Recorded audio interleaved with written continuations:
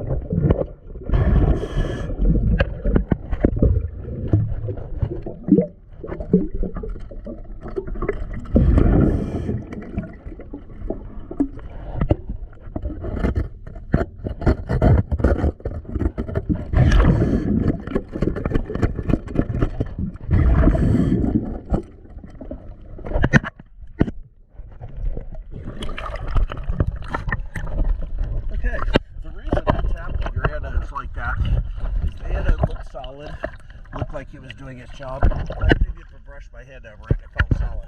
But if I can take my tool and tap just that hard like I am on my head, in the end it's falling apart and it doesn't have surface area to continue to do its job. So let me look at the rest of the boat, see what's going on.